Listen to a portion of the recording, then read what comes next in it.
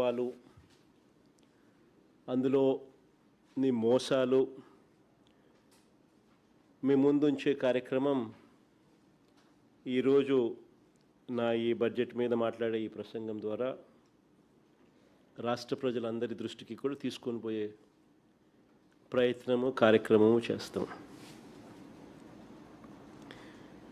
మామూలుగా ఏ ప్రభుత్వానికైనా కూడా 5 బడ్జెట్లు ఉంటాయి. ప్రజలు ఏ ప్రభుత్వానికైనా ఇస్తారు. ఇన్ఫ్యాక్ట్ ఈ చంద్రబాబు నాయుడు గారి ప్రజా వ్యతిరేక వెన్నుపోటు కూటమి అధికారంలోకి వచ్చి ఇవాళ ప్రవేశపెట్టిన బడ్జెట్ 3వ బడ్జెట్. అంటే ఇక మిగిలి ఉండేది కేవలం 2 బడ్జెట్లు మాత్రమే మిగిలి ఉన్న నేపథ్యం. మరి ప్రవేశపెట్టిన ఈ 3 బడ్జెట్ల ద్వారా చంద్రబాబు నాయుడు గారు రాష్ట్రానికి కానీ ప్రజలకు కానీ ఏం చేశారు మంచి అని చెప్పి చూస్తే మంచి అనేది ఎక్కడా కనిపించదు, అంతా మోసమే కనిపిస్తుంది.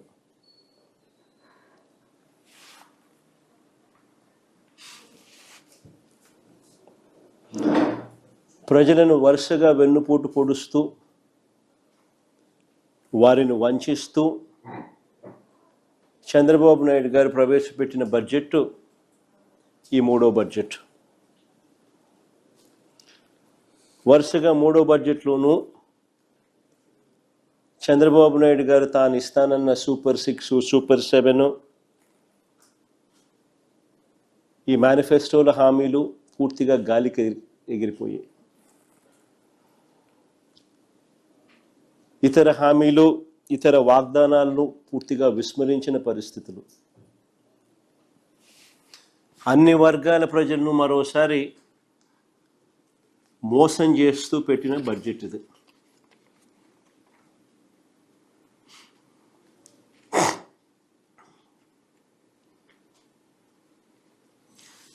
చంద్రబాబు నాయుడు గారు సూపర్ 6, సూపర్ 7 విషయంలో తాను ప్రజలను మోసం చేయడానికి అన్ని రకాలుగా ముందుగానే నిర్ణయించుకున్నారు కాబట్టి అబద్ధాలను కూడా రక్తి కట్టించారు. సూపర్ 6, సూపర్ 7 హామీలను తాను నెరవేర్చకపోయినా అబద్ధాలు పదే అవే అబద్ధాలు చెబుతూ సూపర్ 6, సూపర్ 7 అట్టర్ ఫ్లాప్ అయినా కూడా తాను చేయలేక సూపర్ హిట్ అంటూ నిస్సిగ్గుగా మోసం చేస్తూ గోబల్స్ ప్రచారానికి దిగారు. నిజానికి ఒక మోసానికి షర్టు ప్యాంటు వేస్తే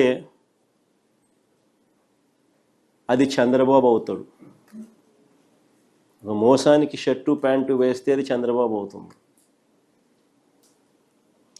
అబద్ధానికి రెక్కలు కడితే అవి చంద్రబాబు మాటలు అవుతాయి. ఈ బడ్జెట్లో కూడా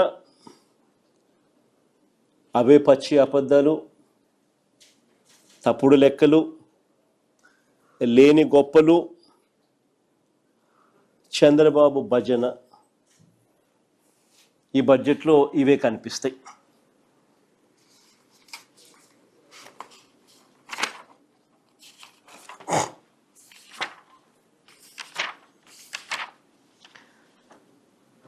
ఈ బడ్జెట్లో చంద్రబాబు చేసిన అంకెల గారడీకి సంబంధించిన కొన్ని వాస్తవాలు మీ ద్వారా ప్రజల దృష్టికి తీసుకొని పోయే ప్రయత్నం చేస్తున్నాను.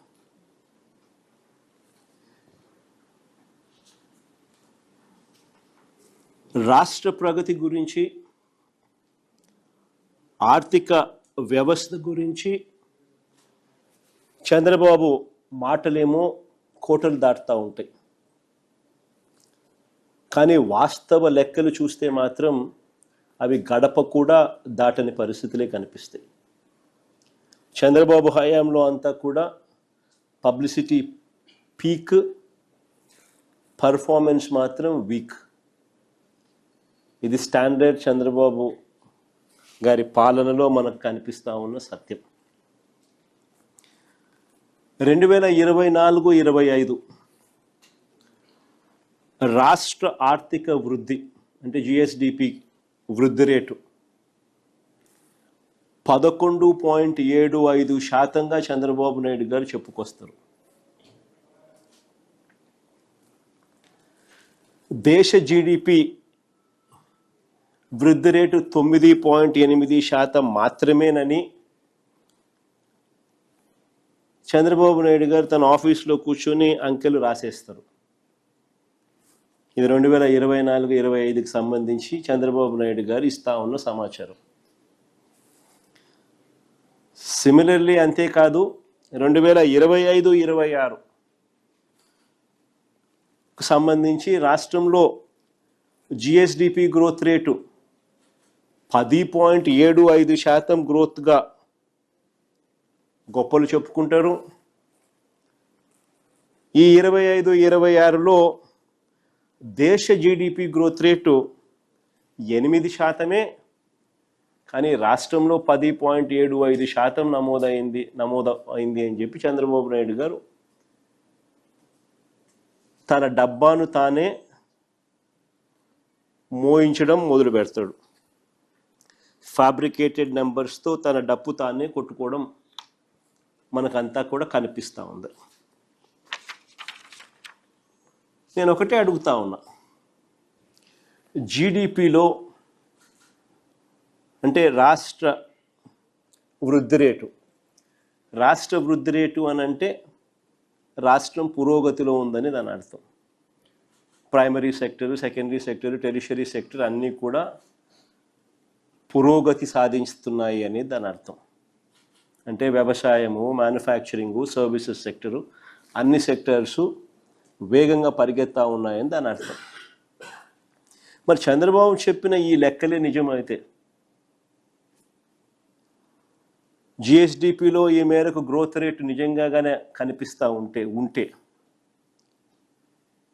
దట్ షుడ్ ట్రాన్స్లేట్ ఇంటూ ప్రజల తలసరి ఆదాయం కూడా ఇదే రీతిలో నిజంగా పెరిగి ఉండాలి కదా. దట్ షుడ్ ట్రాన్స్లేట్ ఇంటూ ప్రజల తలసరి ఆదాయం కూడా ఇదే రీతిలో నిజంగానే పెరిగి ఉండాలి కదా. ఆ తలసరి ఆదాయం నిజంగానే ప్రజలకు ఆదాయాలు నిజంగానే పెరిగి ఉంటే తద్వారా వాళ్ళ కొనుగోలు శక్తి కూడా పెరగాలి కదా. సో కొనుగోలు కూడా పెరగాలి కదా, పెరిగి ఉండాలి కదా, కొనుగోలు కూడా పెరిగి ఉండాలి కదా. తద్వారా ప్రభుత్వానికి వచ్చే ఆదాయాలు ట్యాక్స్ రెవెన్యూస్ కూడా పెరిగి ఉండాలి కదా. అంతా కనెక్టెడే కదా. రాష్ట్రం పురోగతిలో ఉంది, జిఎస్డిపి గ్రోత్ రేటు వృద్ధి